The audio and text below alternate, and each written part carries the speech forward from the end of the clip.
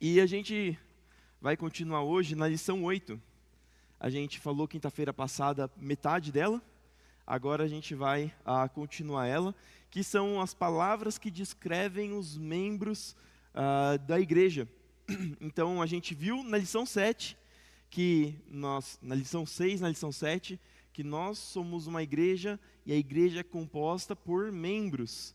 Os membros, tanto membros como membros de corpo, assim como cada um de nós somos membros desse corpo cuja cabeça é Cristo. E assim como os nossos membros têm funções, as nossas mãos pegam, os nossos pés andam, a nossa boca come, assim também nós temos funções na igreja. E a própria Bíblia descreve os membros por algumas palavras que trazem significado e propósito para nós na igreja. E a gente viu na lição passada sobre ser cristão, ser irmão, ser crente, peregrino e servo. E nessa lição, na quinta-feira passada, nós vimos sobre ser discípulo. E o que é ser discípulo?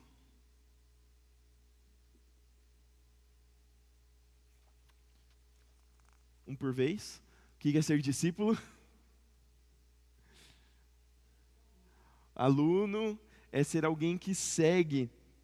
Então, é aquilo que eu falei, que não basta você aceitar a Cristo, não basta você levantar a mão.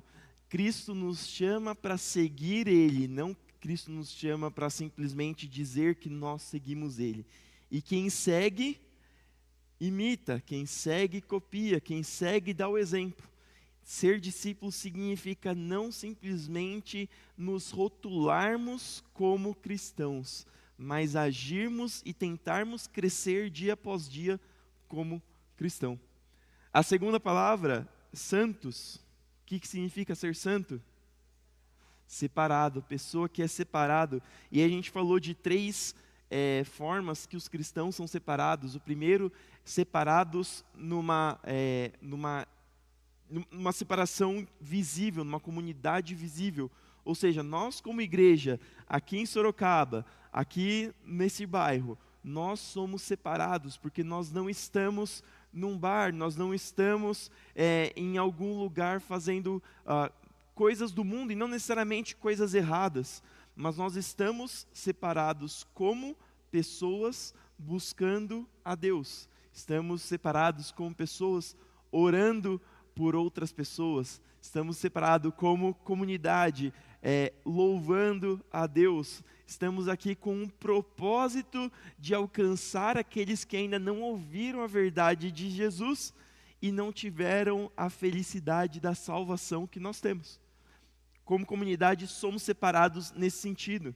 Nós somos separados como uma comunidade espiritual, ou seja, nós como cristãos, não simplesmente estamos na igreja, mas quando nós aceitamos a Jesus, quando nós fazemos parte do povo de Deus, nós recebemos também o que? Dons, nós recebemos talentos, nós desenvolvemos os frutos do Espírito, e então nós como seres espirituais, nós também nos separamos daqueles que estão lá fora. Nós temos a confiança e a fé de que nós podemos orar pelos enfermos e os enfermos serão curados por Deus através da nossa oração. Nós temos a confiança de que nós iremos falar palavras de conforto, palavras de encorajamento para as pessoas, e mais do que as palavras em si, a pessoa vai se sentir aliviada, vai se sentir encorajada, não porque nós temos palavras bonitas e inteligíveis, mas porque o Espírito Santo, através das nossas vidas, conforta, capacita e encoraja aqueles que nós conversamos, que nós falamos. Então nós somos separados espiritualmente. E nós também somos separados para ser individualmente santos, separados do pecado. Nós somos chamados a constantemente estar lutando contra a nossa carne, que dia após dia quer o mal, dia após dia quer largar tudo de Deus e seguir para o caminho do mal. Mas ao mesmo tempo, Deus, com o Espírito Santo, nos chama para perto dele, nos dá força e coragem para que a gente lute dia após dia contra a nossa natureza má. Amém até aí? E hoje nós vamos ver então as últimas 3 palavras, que a primeira é eleitos. Eu queria ler lá em Efésios 1, se você puder abrir ou acompanhar no telão. Efésios 1, a gente vai ler do 3 ao 6, que diz o seguinte: todo louvor seja a Deus, o Pai de nosso Senhor Jesus Cristo, que nos abençoou em Cristo com todas as bênçãos espirituais nos domínios celestiais. Mesmo antes de criar o mundo, mesmo antes de tudo existir, mesmo antes de qualquer coisa existir, Deus nos amou e nos escolheu em Cristo. Então, você está aqui hoje porque antes mesmo de tudo existir, Deus já tinha planejado você. Deus já tinha um propósito para você. Deus já tinha alguma coisa para você nessa noite, nessa semana, nesse dia, até o momento em que você está aqui. Então, e nos escolheu em Cristo para sermos santos e sem culpa diante dele. Ele nos predestinou para si, para nos adotar como filhos por meio de Jesus Cristo, conforme o bom propósito de sua vontade.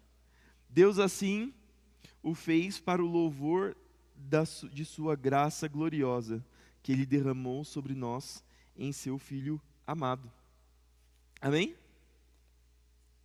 Então, o que é ser eleito nesse sentido, e vem desse texto que a gente leu? Ser um escolhido, ser alguém que de várias pessoas fala assim: não, é você, não é ele, não é ela, é você. E eu gosto de uma analogia, que acho que é aqui que tem essa analogia, não sei se é aqui ou se é em outro lugar que eu vi, mas ele faz a comparação de um casamento.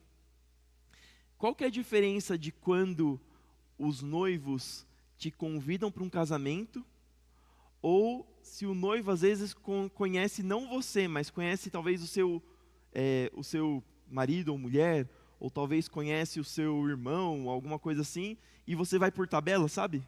Quando você é convidado, a pessoa quer que você vá, com certeza, mas não te convidou especificamente. Às vezes você chega assim e fala: é um amigo do meu irmão, é um amigo da minha esposa e tudo mais, mas eu mesmo não tenho muito contato. É diferente quando o noivo chega assim e fala: ó, Tati, eu quero que você vá no meu casamento, ou talvez até, Tati, você vai ser madrinha do meu casamento. É diferente esse tipo de convite, né? E eu creio que é mais ou menos a mesma coisa quando ele diz eleito. Ele não diz simplesmente que Deus morreu na cruz para aquele que acreditar nele seja salvo. Não, ele falou: Andréia, eu te escolhi, eu quero que você seja salvo. Você levantou a mão, mas antes de você levantar a mão, lá no começo do tempo, antes de eu criar tudo, eu já tinha te escolhido e já tinha reservado um lugar na salvação, na eternidade para você. É isso que significa o ser eleito, ser o escolhido.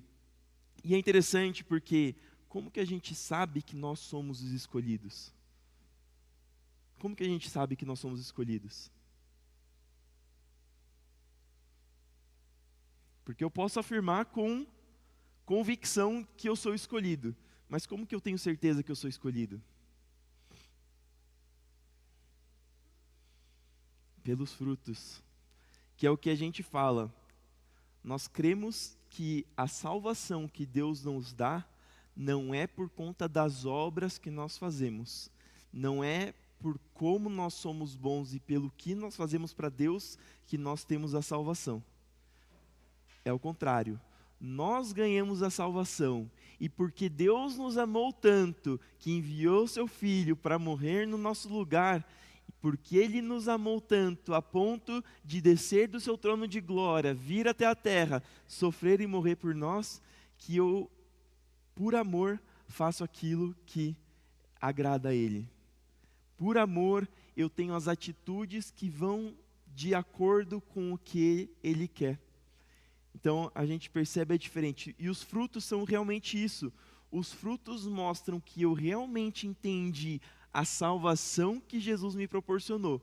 Eu realmente entendi o valor que eu tenho como filho. Eu realmente entendi o valor do sangue que foi derramado na cruz. E aí eu começo a agir dessa maneira. Eu gosto de pensar mais ou menos... tem uma analogia, deixa eu ver se eu me lembro da analogia. Acho que eu passei. Depois, se eu lembrar, eu volto e digo. Mas acho que está claro de que os frutos não são algo que a gente precisa buscar para conseguir algo de Deus, mas sim porque Deus já nos deu e porque nós amamos Ele, que nós buscamos o fruto. Nós buscamos nos tornar pessoas melhores. E quando nós temos atitudes que vão de acordo com aquilo que Deus quer, nós sabemos que nós fomos escolhidos, nós fomos salvos realmente por Deus. Amém? Alguma dúvida quanto a isso? Esse é um tema extenso, talvez um pouco complicado, talvez não caiba em um tópico de alguns minutos de aula, mas talvez mais para frente a gente possa trazer. Mas alguém tem alguma dúvida quanto a isso? Amém. A segunda palavra de hoje, que é a quarta da lição, é sacerdote. E eu queria ler lá em 1 Pedro 2:9. Um dos textos que ele traz. 1 Pedro 2:9. Que diz o seguinte: vocês, porém, são povo escolhido, reino de sacerdotes, nação santa, propriedade exclusiva de Deus. Assim vocês podem mostrar às pessoas como é admirável aquele que os chamou das trevas para a sua maravilhosa luz. Então, a palavra de Deus diz que nós somos sacerdotes. E vamos trazer lá para o passado, quem que eram sacerdotes no Antigo Testamento?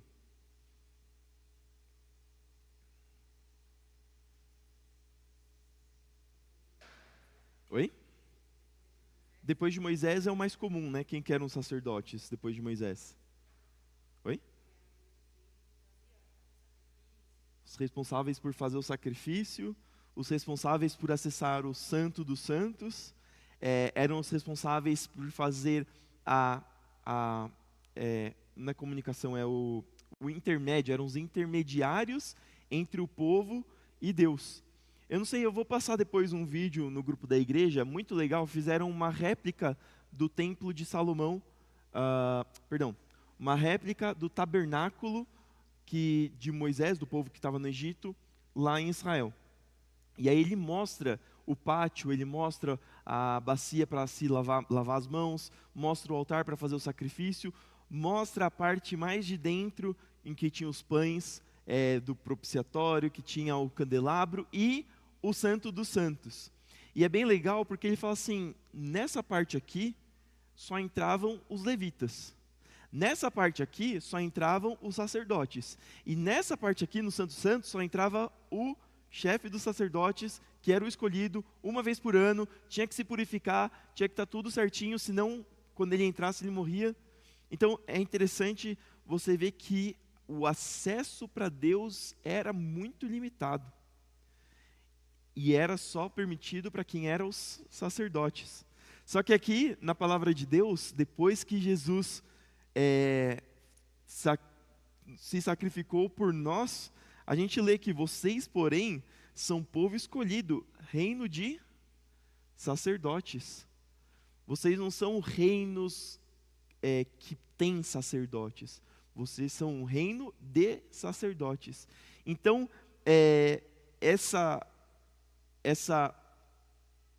tanto não é a obrigatoriedade que eu quero dizer, né? Tanto essa oportunidade, tanto esse privilégio de fazer esse intermédio por Deus, quanto os deveres que os sacerdotes tinham por ser as pessoas que têm esse intermédio por Deus, passaram para mim, passaram para você, passaram para todos que frequentam a casa de Deus, para todos que são feitos filhos de Deus. Então nós somos feitos filhos, nós somos feitos sacerdotes. E o que como sacerdotes nós temos? Acho que tem algumas coisas que que a revista traz aqui. Então, primeiro, é que nós temos o papel de interceder pelos outros. Então, lá os sacerdotes, eles intercediam pelo povo, para Deus, pelo povo. Agora nós temos que interceder, tanto para você mesmo, quanto para os da sua família, quanto para aqueles que estão perdidos, quanto para aqueles que estão talvez afastados. Isso é de responsabilidade, e não só responsabilidade, mas também de possibilidade, porque antes o povo não tinha possibilidade de falar com Deus. Hoje é a nossa responsabilidade e a nossa missão e o nosso papel. Então nós somos privilegiados por ter livre acesso a Deus, ao mesmo tempo que nós temos a responsabilidade, por ter livre acesso a Deus, de pedir por aqueles que não estão ainda com Deus. O segundo que ele traz aqui, que eu acabei de falando, né, que é interceder pela conversão e levando o evangelho para as pessoas. Então nós intercedemos e nós somos os responsáveis por espalhar a palavra de Deus para as pessoas. Aqui também diz que nós pertencemos à família real. A gente falou em outra lição que nós pertencemos à família real. E o que significa pertencer à família real? Significa que nós temos acesso ao rei. Significa que nós temos acesso aos salões reais. Significa que nós temos acesso ao lugar em que fica próximo do rei, e nós podemos interceder ao rei por aquilo que nós precisamos, por aquilo que nós queremos, por aquilo que as pessoas ao nosso redor querem. Então, é bem importante nós sabermos reconhecer que nós temos esse privilégio, nós temos esse dever como sacerdotes. Uma outra parte aqui que ele traz, que não é muito comum para as pessoas saberem, que a gente sabe que quem eram os sacerdotes, de que família que eram os sacerdotes, lá no deserto, na época de Moisés. Mas qual que era a família? Até a gente fala, então você é quem toca é dizem levita, né? Porque diz que as pessoas da família de Levi eram as responsáveis por fazerem as obras no templo. Então eles eram os que movimentavam, construíam e moviam a tenda e os objetos da tenda. Eles eram os que faziam o culto, faziam o sacrifício. Eles eram os que tocavam, por isso chamam de levita. Mas olha que interessante o que diz em Hebreus 5, 6. Porque Jesus, se a gente pensar, o grande sacerdote, ele veio de que família? Jesus, o leão da tribo de Judá, ele não era de Levi. Aí você fala assim, mas não eram os levitas que deviam cuidar das coisas de Deus? É o que eu vou ler aqui. Ele diz assim, em outra passagem diz sobre Jesus, né? Você é sacerdote para sempre, segundo a ordem de Melquisedeque. Vocês lembram quem é Melquisedeque? Melquisedeque é aquele rei para quem Abraão pagou o dízimo dele. Então era uma figura que era já a representação de Deus, tanto que Abraão deu o dízimo dele para Melquisedeque. Então, quando ele diz que Jesus é da ordem de Melquisedeque, é que ele não está preso aos dogmas judaicos que vieram depois com a lei de Moisés. Ele não era simplesmente de uma família Judá, ou é Levi, ou é Ruben, ou é qualquer família que seja. Mas ele é o sacerdote que veio antes. É aquele que veio antes de qualquer coisa, antes do primeiro patriarca, que é Abraão, ser escolhido. Já existia o Melquisedeque, e Abraão já prestava respeito a esse Melquisedeque. Então, e ele diz que aqui que Jesus Cristo pertence à ordem sacerdotal de Melquisedeque. E por último, ele diz lá em Romanos 5,17, que nós, por sermos sacerdotes, nós reinamos em vida. Então nós não temos mais um rei humano ou intermediários humanos, mas por sermos sacerdotes, nós reinamos em vida. O reino é nosso, governados por Deus. Amém? E por fim, a última palavra, rapidinho para terminar, eles descrevem que os membros da igreja são os do caminho. E aí não sei se vocês, já perguntei na quinta passada, não sei se vocês lembram, quem não estava aqui, se vocês já viram na Bíblia dizendo os do caminho, porque diz bastante, principalmente lá em Atos, fala que os cristãos eram os do caminho. Alguém sabe dizer o porquê que eram os do caminho?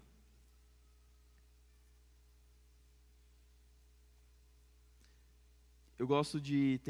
a revista traz duas referências que eu acho bem legal. A primeira, ele se referencia os do caminho, geralmente, quando fala de Paulo. E Paulo estava sempre viajando, pregando, abrindo igrejas, fundando igrejas. Ele estava sempre semeando por onde ele quer que ele passasse.